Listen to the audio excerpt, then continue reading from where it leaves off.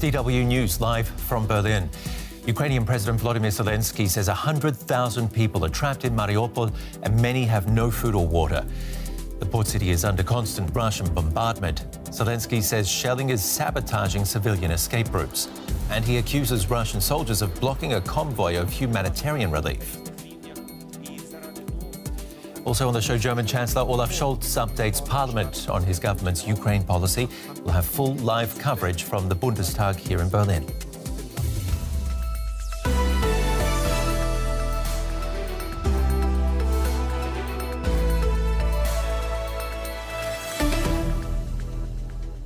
I'm Ben Fazul and welcome. Ukraine is calling on Russia to allow civilians to escape the southern port of Mariupol. The local council says Russian forces who've surrounded the city have reduced it to ashes with constant bombing. President Volodymyr Zelensky says 100,000 civilians are trapped without food, water or medication. What's even worse, according to Zelensky, is that Russia seized a humanitarian convoy attempting to bring relief to Mariupol's besieged residents. Bombs keep falling on Mariupol. The besieged city is under relentless shelling by Russian forces. Satellite pictures show the extent of the devastation. Apartment buildings burnt out. A metal factory shelled. Those who were able to flee Mariupol say conditions there are desperate.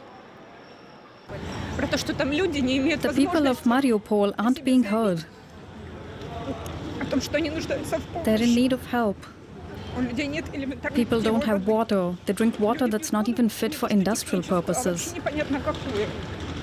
There's no one you can ask for help. Hundreds of thousands of people are still stuck there under the falling bombs. At the moment, there are around 100,000 people living in Mariupol under inhumane conditions, under a complete siege, without food, water and medicine, under constant shelling and bombardment. For several weeks, we have been trying to organize stable humanitarian corridors for Mariupol's residents, and almost all our attempts have been, unfortunately, obstructed by shelling or deliberate terror by Russian occupiers. Russia is seeking to gain leverage with its relentless pounding of cities across Ukraine. Zelensky says Kyiv still hopes talks with Russia can bring peace. He says Ukraine is prepared to discuss the status of Crimea and the separatist Donbas region after a ceasefire, but any agreement would have to be approved by the Ukrainian people. Any concessions to Russia will be a hard sell. I still have relatives who live over there, but there it stops. The Russians will never be our brothers again. And let's pick up on that point with DW correspondent Fanny Fatchar, who's in Lviv in western Ukraine for us. Fanny, this guy saying Russians will never be our brothers again. What's happening here? You can hear this on the streets of Lviv as well. However, mostly what I hear is actually people expressing their grief, their sorrow over what is happening in this country. They say they do not have time or do not even want to express hatred towards the Russians. Some say that it has nothing to do with Russia as a whole, but Russian politics, and they actually express their hatred rather towards one man, Vladimir Putin. But yesterday, when I observed almost a street fight between two people as one Ukrainian man was starting to speak Russian, and that seemingly provoked another man, you really wonder just at this point how far all these emotions go and how easily also violence can just start upon the pure fact that a Ukrainian person starts to speak Russian, which is, by the way, very common. If you look at the history of Ukraine when it was part of the Soviet Union more than 3 decades ago, and the Russian language was obligatory in most schools. In some schools, the only language actually that you were allowed to speak. So bottom line, various reactions, but mostly, as I say, people are expressing their sorrow and their grief rather than their hatred or any dislike towards Russia as a whole. How desperate is the situation for besieged residents of Mariupol in the south? We heard there that some of them don't even have clean water to drink. Exactly. No clean water is one thing, but also no access to very basics you need to survive. The war is in week number 4. Actually, it's only almost 1 month that it also, it started more than about 1 month ago. And this is a long time if you have no access to very basics, be it food, water, or clean water, medical supplies, etc. If you listen to the city council who described yesterday the state of Mariupol as a place that's been reduced to ashes of a dead land, it's really hard to even put in words or hard to even imagine what is happening on the ground. With that, people laying on the ground, medics not able to access people who are either hiding or trapped in residential buildings, trying to bring some relief to them. So it's a devastating situation, not only in Mariupol, by the way, but certainly that town at the harbor, which is so strategically important to Russia, is very much in the focus right now, also in the focus of trying to get people out from there. And there have been talks to end all this fighting, continuing via video link. What do you make of the comments from Zelensky that there is progress being made, although it's quite confrontational? Given what I just said, describing the situation in Mariupol and other places in Ukraine, you really do not have the impression at all that there is progress. At least these are the comments we hear here. And of course, on the other hand, you know that President Zelensky needs to somehow keep the spirit up. So by him saying there's a progress step by step, even though then he says the situation between Russia and Ukraine remains confrontational, tells you what the picture is. It is the status, it is as it is in Ukraine. The war continues, and the hope is, of course, increasing among so many that there must be an end to this soon. Now, the hope that people have here that more sanctions will be issued by the US, by European leaders this week, even though others, again, are skeptical because so many sanctions have been issued before without any change. So, yes, President Zelensky says, hang in there, basically. There's going to be progress step by step. But really the question is at what price and what Ukraine is going to look like at that point. A very good point. Fanny Fachar for us in Lviv in western Ukraine, bringing us up to date there on the situation. I also spoke to Andriy Ossadchuk, a member of the Ukrainian parliament for the opposition party Holos. His father was also a parliamentarian and voted for an independent Ukraine in 1991. Mr. Ossadchuk told us how today's invasion by Russia is the latest battle in a long struggle for independence. We shall continue the job which previous generations of Ukrainians did. Ukrainians were fighting for our land in 1920s, in 1940s and 1950s, and now in 2022 we continue this fight. So it's very, very long story, and we are a huge nation. We are still 40 million people in the center of Europe, being in the largest country of the Europe. And definitely we are not going to step back. So neither me nor my father, if he would stay here with me now, or no other Ukrainian politicians will agree on any compromise with Putin on territorial integrity and sovereignty of Ukrainian lands in the borders which were internationally recognized in 1991. Andriy Ossadchuk, an opposition member of the Ukrainian parliament there. Here's a look now at some other developments in the conflict. Russian investigators have launched a criminal case against veteran Russian journalist Alexander Nevzorov. He had accused the army of deliberately shelling a maternity hospital in Mariupol. Nevzorov is the first prominent journalist to fall foul of new legislation banning criticism of Russia's war in Ukraine. The Russian winner of the 2021 Nobel Peace Prize says he will auction off the prestigious medal and donate the proceeds to help Ukrainian refugees. Dmitry Muratov was the co-winner of the prize for his work as editor of Novaya Gazeta, one of Russia's last independent newspapers. 2 yachts owned by the Russian oligarch Roman Abramovich have docked in Turkey, avoiding European sanctions on Russia's super-rich. A group of Ukrainian demonstrators tried to prevent one of the vessels from mooring in the Turkish port of Bodrum. Turkey has criticized Russia's invasion of Ukraine but rejects sanctions. There's been surprise at the apparent struggle Russian forces have faced since launching their attacks on Ukraine. Despite having superior firepower and troop numbers, Moscow has not so far had the success anticipated. But despite their difference in size, both militaries are suffering losses. From air, land and sea, Russia had been proudly showing off its military might for months. And it was no secret that it was far superior to Ukraine's. Before the war started, Ukraine's armed forces were at around 500,000, but Russia's were almost 3 times that at more than 1.3 million. While Ukraine had around 2,500 tanks, Russia had nearly 12,500, almost 5 times its neighbours. Ukraine's total aircraft strength, including warplanes and attack helicopters, stood at 318. Russia's was more than 4,000. But a month after the war began, these figures have probably changed dramatically, with losses on both sides. The Russian Navy has continued to play a crucial role in the Kremlin's war efforts. Caliber cruise missiles are integral to the Navy's ground strike capabilities.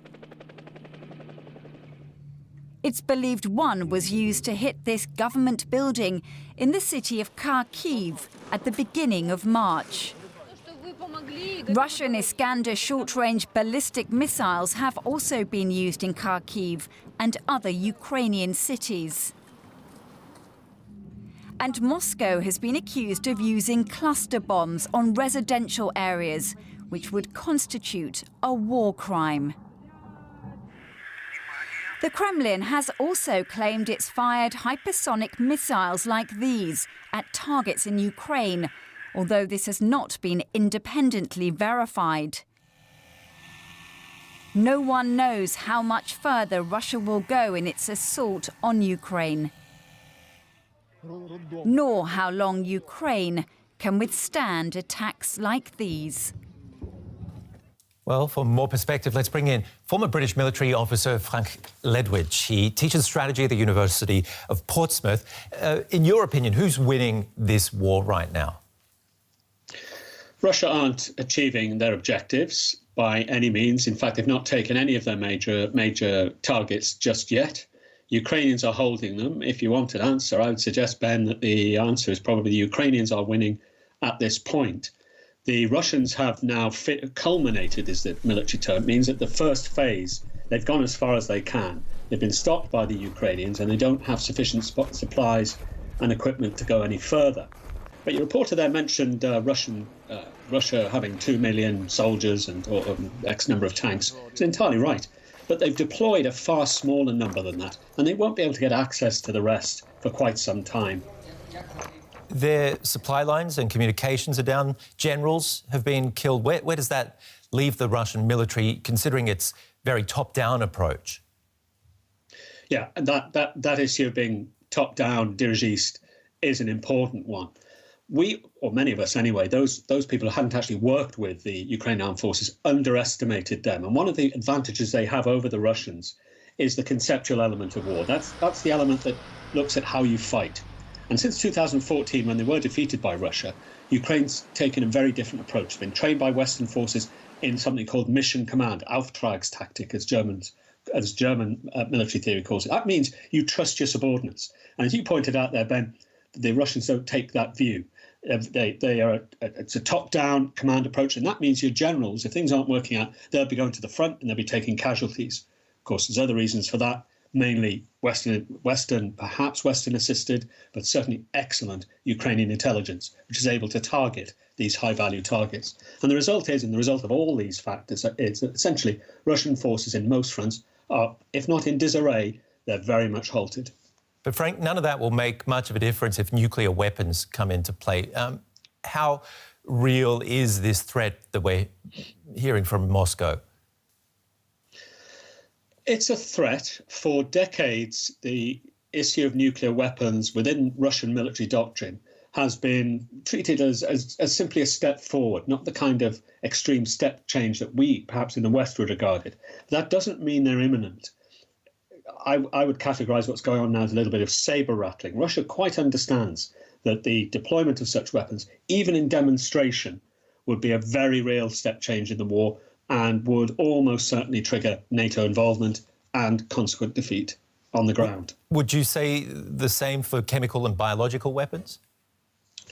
Well, that's where matters shift a little. My own view is that chemical weapons and biological weapons, whilst in themselves simply weapons that kill like any other, should be treated as a red line. We have retreated time and time again over the last decade, not only in Syria but in Crimea and other places, from the Russians with various red lines that weren't complied with. And this should be treated that way. The risk here is, though, that the deployment of chemical weapons will be used as a false flag by Russians, by the Russian armed forces, in order to excuse other forms of escalation. Frank, can you give us some hope as far as the people of Ukraine go? What could turn the tide for a Ukrainian victory in this war? Well, one of the first things we can do is stop telling everyone what we're doing. It's up to the West, it's up to NATO, it's up to individual countries what they do to help Ukraine. All this agonising about whether they should give fighters or this or that piece of equipment should stop. NATO countries should give what it is they want to give and not keep telling everybody about it and debating about it. Second thing, ensure or assure the security of the Baltic states. So that provides a backstop. As for the Ukrainians themselves, what we can do is continue supplying them with the best weapons, release the bureaucratic shackles on handing over some ready-made pieces of equipment. So, for example, some of the pieces of equipment in the British or American arsenals that will require various permissions to hand over. Those shackles should be released. And finally, NATO should start issuing red lines and complying with them. Former British military officer Frank Ledwidge, thank you very much for coming on the show today. Appreciate it. Well, German Chancellor Olaf Scholz is about to address Parliament and will speak about his government's policy regarding Russia's invasion of Ukraine. We're looking at live pictures of the Bundestag right now, where Friedrich Merz at the moment is addressing the Parliament for the opposition. Some big topics that are going to be coming up today, of course, are the purchase of gas and oil supplies from Russia, as well as, of course, the Chancellor's budget. We'll be talking to Melinda Crane about that in a moment, and the money that is at stake here. Germany going into debt, huge amounts of money being spent on Germany redirecting its funds as far as its energy needs go. But so far, Chancellor Scholz has resisted stopping Russian gas imports. That's a very important topic we'll be looking at today. He did put a massive pipeline project with Russia on ice just before the war began. But let's check in now, first of all, with our parliamentary correspondent, Benjamin Alvarez-Gruber. Benjamin, set the scene for us there at the Bundestag and give us a sense of what we can expect from Scholz today. Good morning. It will be indeed a lengthy debate today. They'll talk about the budget, not only of the Chancellery, but also of the Foreign Ministry, and also when it comes about defense. That's, of course, one of the big topics. You mentioned Friedrich Merz, already the leader of the opposition here in the Bundestag. The session started. He was the first speaker. He's still addressing the parliament right now. And he started with strong criticism when it comes to Olaf Scholz's Zeitwende, this new era that he announced at the end of February, saying that at yesterday's speech there was not so much that he noticed about that, saying that the changes that the new government will need to do will be so big that even some parts of the coalition agreement should be renegotiated. Benjamin, can you expect any big decisions or big announcements today as far as this speech goes? So what people have been, and MPs have been criticizing Olaf Scholz, and that's something also that we've also heard, that since this speech he, for example, did not address or did not answer to Ukrainian President Zelensky when he addressed the parliament last week, and will they just continue with the schedule, with business as usual. And of course, they'll talk not only about the defense spending when it comes, for example, to the new fighter jets or to new equipment for the Bundeswehr, But also, of course, the COVID-19 pandemic will play a major role with, of course, the effect that the war in Ukraine will also have on German economy and on German consumers. So it will be a long debate, and of course we will keep you updated also after the German Chancellor addresses the plenary here at the Parliament. Thank you very much, Benjamin. Yeah, that's the fear, business as usual, but we do have two disasters here that are being tackled by a new German government. Let's see how they go. But let's bring you back here into the studio now, and Melinda Crane is joining me, our chief political correspondent. Melinda, this speech from Scholz is billed as the Chancellor's budget I mentioned just before. What does that mean? Well, actually, it's just a very small part of the overall German budget. The amount we're talking about today is 457 billion euros. That's the total. The Chancellery's budget is just 3.7 billion of that. So you'd think, well, you know, that's kind of minor, isn't it? But this is simply the peg for what's called the general debate. And the general debate can get very, very heated. In 2015, when the refugee crisis, the last refugee crisis was raging, we even saw one parliamentarian reading parts from the Bible. So it can be a very dramatic debate, and if we are not seeing business as usual here in Germany at the moment. The government's new budget takes on a record amount of new debt, and that is very unusual for a country that has often been known as the Swabian housewife among EU member states. And a huge chunk as far as military spending goes. Let's now go to the Bundestag, where Mr. Scholz is about to address the parliamentarians. Speaker, colleagues, ladies and gentlemen, with a lot of determination, the citizens in Ukraine are fighting for their homeland. Putin's invasion is stalling in spite of some progress that has been made in previous days. And we and our allies are pulling together. Last week we had President Zelensky speaking to us here in the Parliament. And we said that it's hard to keep going without the support of the world. And I tell Ukraine that they can rely on our support.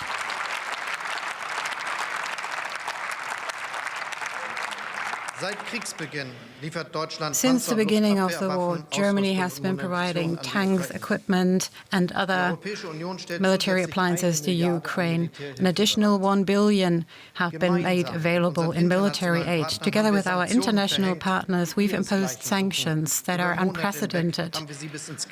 For many months, these have been prepared to make sure that they affect the right persons and that they really have an impact. And we've asked for support all over the world. Here I would like to thank our Foreign Minister, Annalena Baerbock, for all her efforts.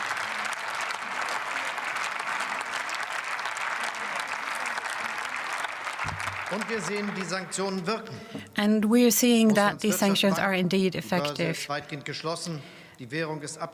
The exchange in Russia is basically closed. A lot of foreign companies are leaving Russia. And that is only the beginning. Some of the most difficult consequences will only become evident in the next few weeks. And we are also in a process of tightening the sanctions when necessary. Of course, I'm hearing people who are asking for a no-fly zone or a NATO peace mission in Ukraine. And as hard as it is, this is nothing that we're planning to do. In the 80 years after the end of the Second World War, we've avoided being involved in military confrontation between NATO and Russia. And that needs to remain the case.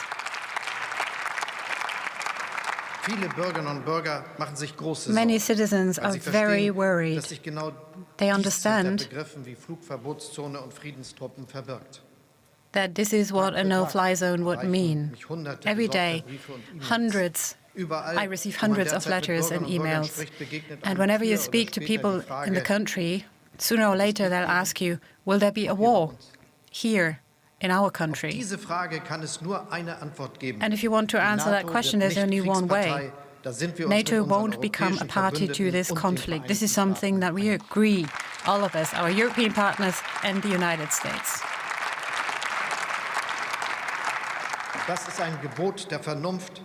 This is a matter of reason, and everything else would be irresponsible. Ladies and gentlemen, for decades, our dependence on oil, gas and coal from Russia has increased. And yes, this dependence must be ended as fast as possible. However, doing that overnight would mean throwing Europe into recession. Thousands of jobs would be at risk, and our industries would be in danger. But it's also part of the truth that the sanctions already have a very harsh impact on the citizens, and not only when they go to the filling station. Sanctions shouldn't have an impact that is harder for Europeans than for the Russians. That's very important.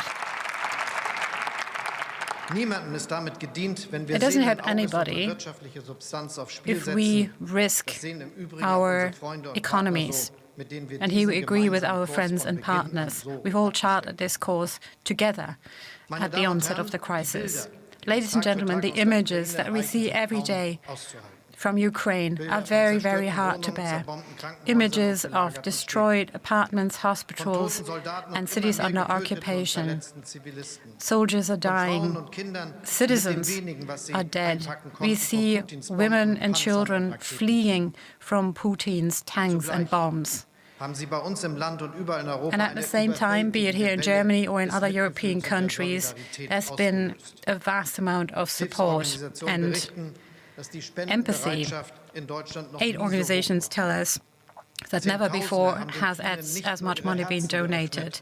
Tens and thousands of people haven't only opened their hearts to the Ukrainians, but also their apartments by welcoming them at home. And other states, Romania, Poland, other neighboring countries, to name but a few, are making an incredible contribution to help.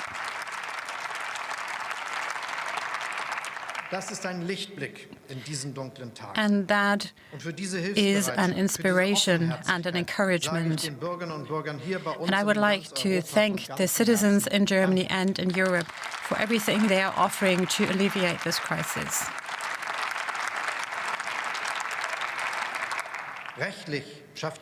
In legal terms, the EU directives provides clarity and temporary protection to everybody fleeing from Ukraine. However, in practical terms, we're facing an enormous challenge. I'm very grateful that our Home Minister, Nancy Faeser, is taking decisive steps to help.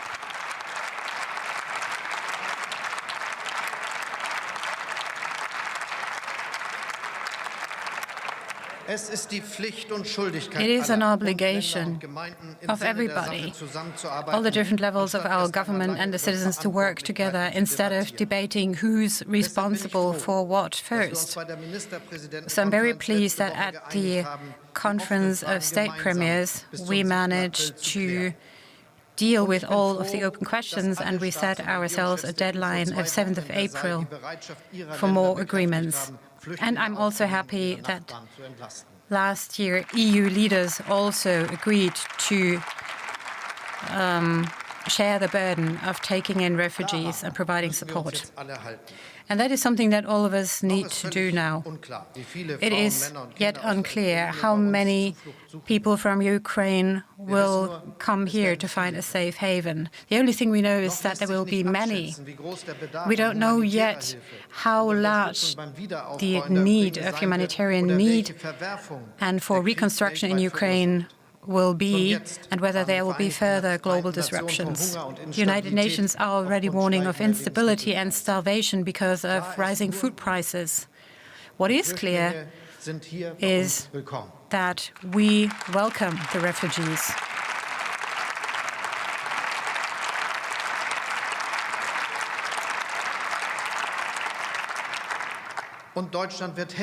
And Germany is going to help in Germany, in Europe and in the world. The federal government is willing to take additional measures. And I'm very grateful to Finance Minister Lindner for drafting a supplementary budget in the next few weeks to make sure that we can weather this crisis.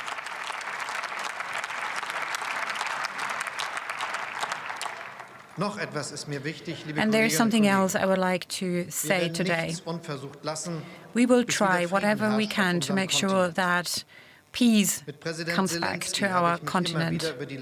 I've spoken to President Zelensky repeatedly about the next steps to take, and I've also consulted President Putin on several occasions last week. President Putin needs to understand and hear the truth about Ukraine, and that truth is that the war destroys Ukraine.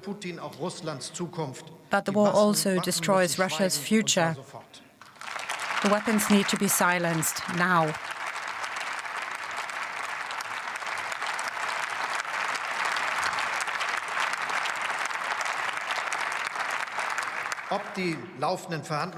So whether the ongoing negotiations between Ukraine and Russia will be successful, nobody can know right now. We're still waiting for that evidence, that Putin is really looking for peace. But there's one thing that we do not have to question. It'll be Ukrainians to negotiate about their country. President Zelensky and his delegation, nobody else.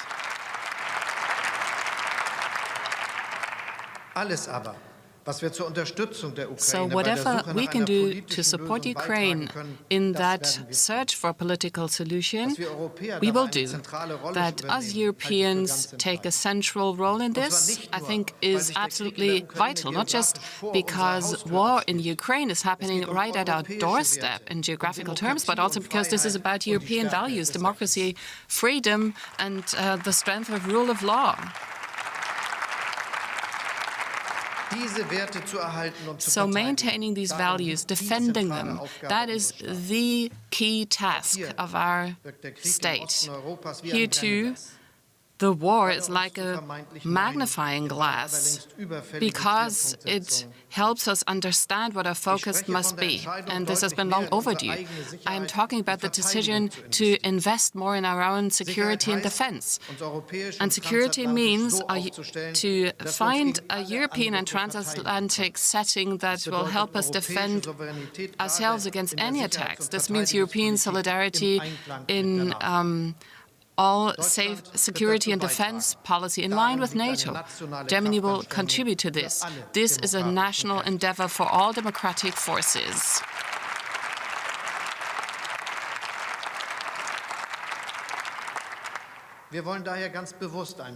So that's why we want to set up a supplementary budget for our armed forces and enshrine this in our basic law.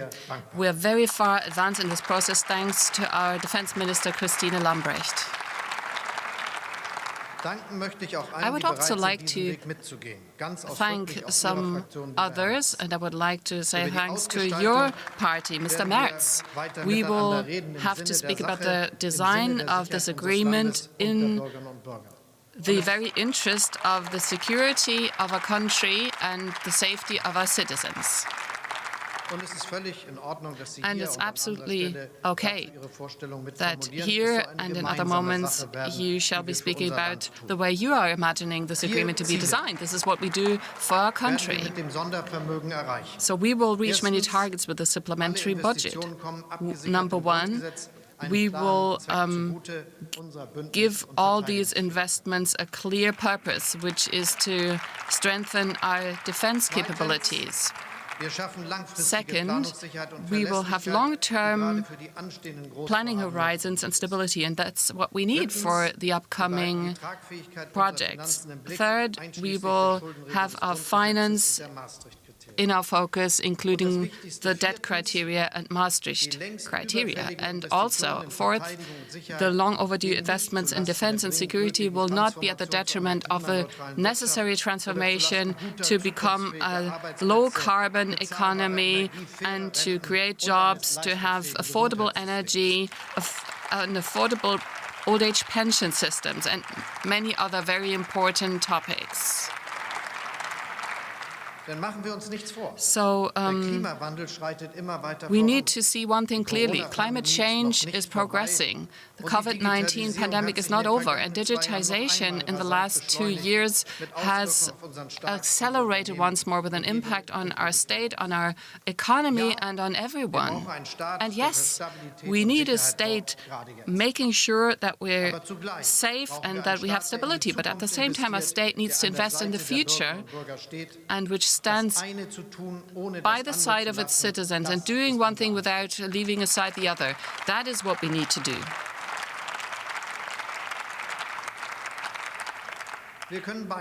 We can do both because Germany is well prepared also in an international comparison, and we're doing both because we have a clear plan for this country and for its future.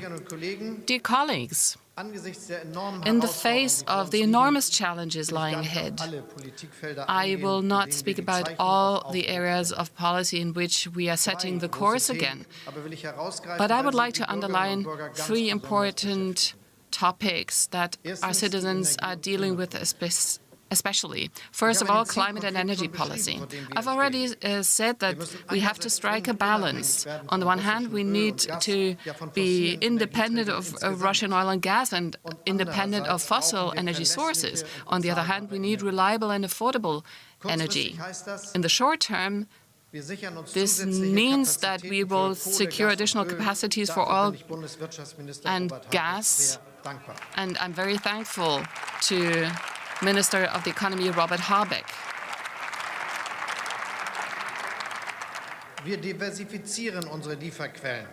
We are diversifying our supply sources in the coming months, and we will use the LNG terminals at the Western European coast, and we will build up our own LNG terminals a lot quicker than originally envisaged. And also we're working on a law which will oblige the major energy companies to fill up their storage capacities with certain minimum levels.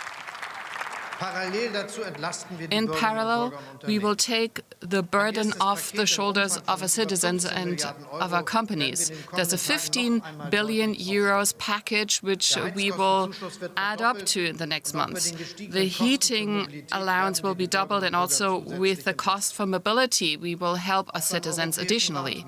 And also at the European Council meeting tomorrow and the day after, we will speak about a better integrated European energy policy in order to coordinate a joint action against bottlenecks in our supply.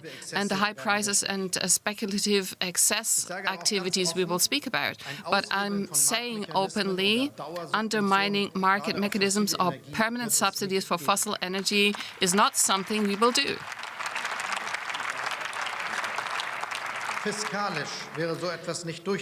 Our fiscal policy could not take this, and also in terms of the ecology and of the environment, it would set the wrong incentives. So thinking beyond the next months, there can only be one sustainable answer to energy dependency and high energy prices. It has to be renewable energy and energy efficiency.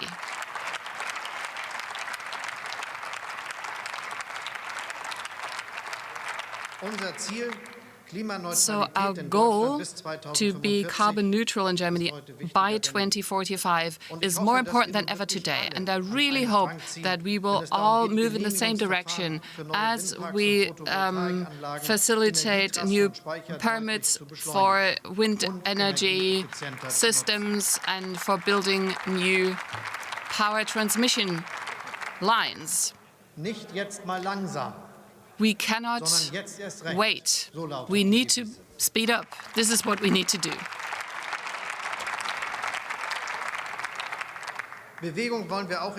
We also want to do more in international climate policy. It's our target as chairing country of the G7 to do more for the climate. Together with ambitious standards, we will establish an approach in this respect, and we will not wait for the slowest. This will create a market that will reward climate protection activities. The second aspect I would like to speak about is the way out of the COVID-19 pandemic. Since Germany 2 years ago went into lockdown for the first time, no other topic has kept citizens as busy as this one. Almost 130,000 people have passed away with COVID-19 ever since, and many are fighting the consequences of the pandemic in social terms and in other respects. But all in all, we've managed to get through this crisis so much better than other countries have. And this is not a coincidence. We owe this to the citizens of our country, to the nurses in our hospitals, to the doctors, and to all medical staff who have been fighting against this virus at the front line for 24 months, to the point of exhaustion and beyond.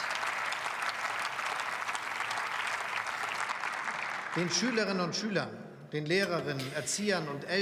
are the students, the teachers, the parents who had to deal with homeschooling, home office, and getting school done under the circumstances of the pandemic. And then there are the millions of citizens who complied with the COVID rules, who got vaccinated, and who gave up for a certain time all the things that make our lives beautiful.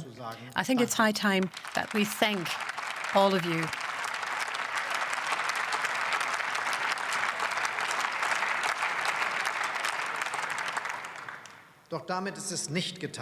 But that's not enough.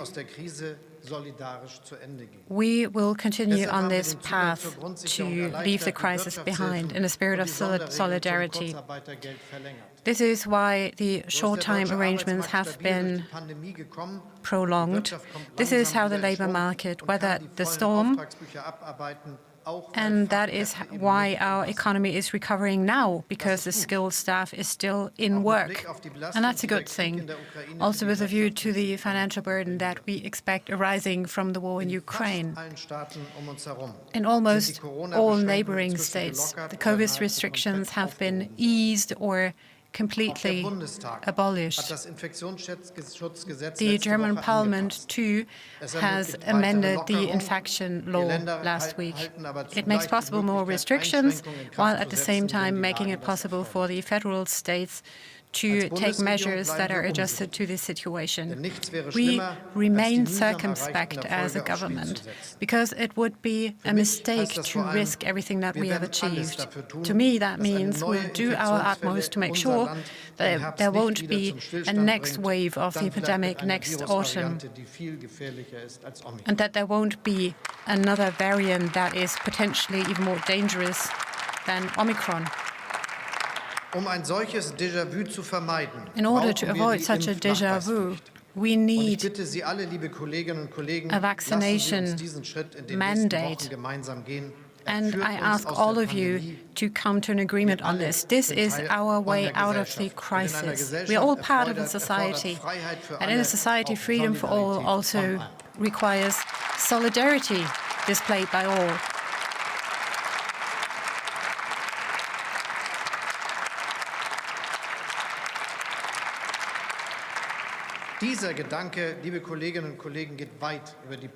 And this, colleagues, goes beyond the crisis itself.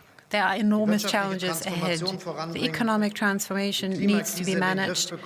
We need to get a grip on the climate crisis, shape demographic changes, secure peace in Europe. All of that is only possible if we as a society stand with each other. Strengthening social cohesion, that is the third large area where the federal government needs to take action. The citizens need to understand and feel that everybody counts. My contribution, my effort is being appreciated. And an expression of that are fair and decent wages. That is why the federal government has increased the minimum wage to 12 euros, and that will take effect as of the 1st of October. And when we talk about fair wages, decent pensions, affordable rents, and old age security or security when you need care, then these are not gifts. handed out by a state, but it is the glue that holds our society together. In order to deal with these gigantic challenges, we need everybody's cooperation. Now, ladies and gentlemen, let me share one last thought with you. Everything that lies ahead can be mastered better if we do it together with our partners and allies in Europe and the world. And in that spirit, the heads of state and government of the EU, of NATO, and on my invitation of the G7, will come together for an extraordinary summit in Brussels. 65 days after the signing of the Treaty of Rome, to the day, we will show to the world that we stand together.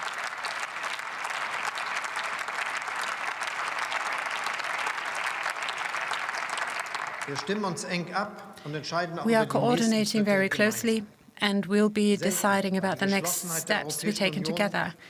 The unity in the EU, in NATO, and the agreement of the G7 has hardly never been greater than it is now. I'm very grateful to President Biden to underpinning this by coming to Brussels. And this unity is our strength as we try to promote democracy and peace. Our alliances will help us get through this, and it will strengthen us in the process.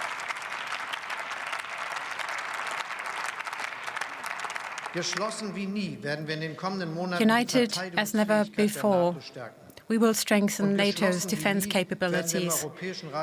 And more united than ever, in the European Council, we'll adopt a new EU security strategy, the strategic compass. That will be a further step towards European sovereignty.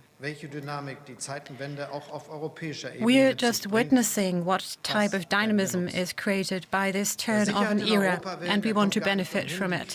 If we want security in Europe, we need to improve our crisis resilience, both in energy, environmental and economic policy, but also with a view to new technologies. And if we take a strategic look at Europe's map, it is clear that the Western Balkan countries need to be supported so as to help them join the EU as soon as possible.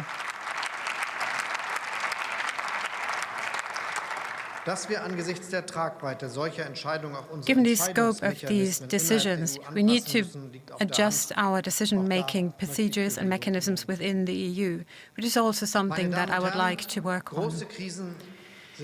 Ladies and gentlemen, crises are also always a reason to have a new departure and a new beginning. And I think that what we are witnessing now, also triggered partly by the horrors in Ukraine. We're setting the political tracks anew, both in Germany and in Europe.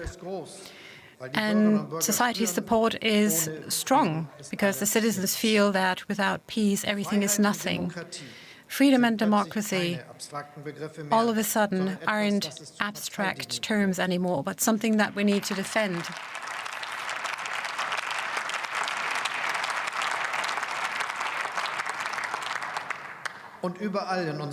And everywhere in our country, people show solidarity. They're making donations, they're joining peace rallies, they help the Ukrainian refugees.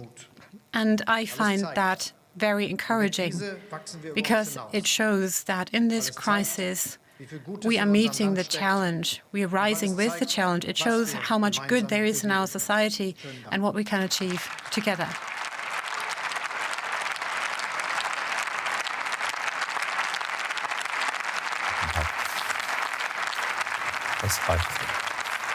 That was German Chancellor Olaf Scholz addressing the German parliament, talking about the war in Ukraine, the international sanctions that have been imposed on Russia since it invaded Ukraine, and the financial commitment Germany is making to support Ukraine. Besides the challenges Germany faces in the climate crisis and the COVID-19 pandemic, our chief political correspondent Melinda Crane has been here listening to the speech as well. Just take us through some of the main points that Olaf Scholz had to make there in his Chancellor's budget. Well, interestingly enough, he didn't start with money. He started with the question of whether we could see a confrontation between NATO and Russia, and he absolutely ruled that out. He said that he's getting hundreds of emails every day from people who are terrified that the war could spread and come to Germany itself. And he said a no-fly zone could, in fact, provoke a risk of a NATO-Russian conflict, and therefore that would not happen. So that was his first point. Then he went on to talk about what an oil and gas embargo, in other words, embargoing supplies from Russia would do to the German economy, indicating that the German resistance on this does continue. He said it would plunge the country and possibly Europe into recession, that it would cost many jobs, that it would hurt German industry. Now, that has been a position that Germany has been maintaining, even in the face of considerable pressure. We'll see how it looks tomorrow at that extraordinary summit that the Chancellor referred to. Undoubtedly, this topic will arise. As you know, Joe Biden will be here, and Biden himself has embargoed Russian oil supplies to the U.S. So that was his second major point. Then he went on to talk about all the different crises that Germany is facing and that the world is facing, and the fact that we don't know whether we may see a major food crisis coming up.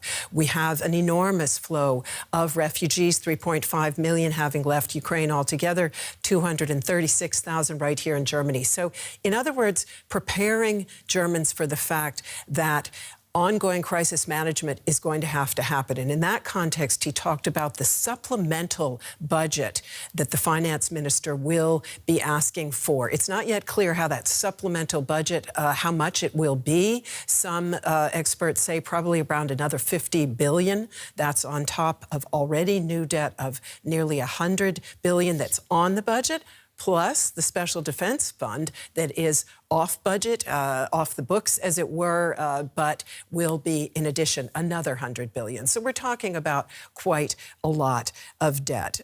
He then went on later on, and I found this very interesting, to talk about the fact that with all concern about how to help citizens in the face of the effects of the Ukraine crisis, higher energy prices, heating subsidies, some kind of form of temporary, he said, subsidies for fuel, that Germany must not neglect climate, and that it is very, very important that it nonetheless invest in the transformation toward green energy. In other words, quicker planning, quicker permitting for new transmission lines, more renewable energy. And he was very, very clear about the fact that this remains an absolute priority for his government, that in fact energy independence and also sustainability are more important than ever, a lesson that we've learned from Ukraine. So those were his main messages, of vast scope. Let's go through a few of them.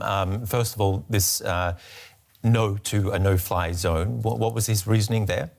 He says that essentially that could pull NATO itself into the conflict, because once you declare a no-fly zone, you have to police the perimeters of that zone, and it would be NATO pilots who would be doing that. In other words, they could come into confrontation with Russian pilots, and that is always a moment where you could have an accident, something unplanned that could in fact then be a Russian-NATO confrontation. So he clearly ruled out, once again, a no-fly zone. What about the other tool, an oil embargo?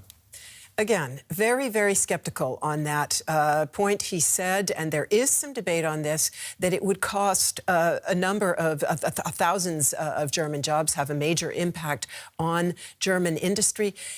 There are different figures we're hearing. Some of the government-associated economists have said it could cost up to 3% of GDP. Other economic think tanks say the impact might be less than that. And certainly Germany, both in the financial crisis and also as a result of the pandemic, did see serious hits to German industry, to GDP, and nonetheless saw a comeback afterward. Nonetheless, he pointed out that we have still not recovered from the pandemic, and the additional burdens on the economy due to the Ukraine war and the sanctions should not become greater, for instance, in regard to the sanctions than the burdens on Russia itself. So clearly a strong drive on his part to limit damage to the economy as a whole. And that parallels what we've heard from the economy, Mr. Habeck, who has said we cannot afford to do an embargo on a short-term basis, but we must make ourselves independent of Russian energy on a medium to longer-term basis. Well, lastly, the affordability question, that debt burden, how and when is it going to be paid back? Well, they're talking about starting to pay back at the end of this decade on a 30-year time period. Now, that means that children who are not yet born would be repaying this debt. At the same time, the finance minister is saying that the overall new debt will not exceed the debt that was taken out by the previous government to deal with the pandemic. That would be $215 billion. But in his counting, he probably is excluding at least some part of that special defense budget and or the supplementary budget, because if I total it all up, I come to a figure of more like $250 billion. And the finance minister is still saying that Germany's famous debt brake is going to return in 2023. That's a limit written into the Constitution saying that debt can never exceed 0.35% of GDP. Now, how they plan to do that is essentially squaring a circle. It is not clear to me that that's going to happen, and certainly the Chancellor didn't mention that in his speech. Well, the opposition has described this as a budget debt riddle, hasn't it? Melinda Crane, thank you very much for the analysis, a political correspondent there. You're watching DW News. Here's a recap of our main story. Russia's efforts to occupy the key Ukrainian port of Mariupol continue, with bombs striking an industrial compound. President Volodymyr Zelensky says 100,000 residents remain trapped in the city. Ukrainian forces continue to resist Russia's attempts to take the capital, Kyiv. And German Chancellor Olaf Scholz has addressed Parliament on the Ukraine crisis. Scholz said sanctions against Russia were beginning to work and would be increased, but he said NATO would not police a no-fly zone over Ukraine because it could not risk direct confrontation with Russia. Scholz said Ukrainian refugees were welcome here in Germany. That's your news update this hour. I'm Ben Fazul, and thanks for watching.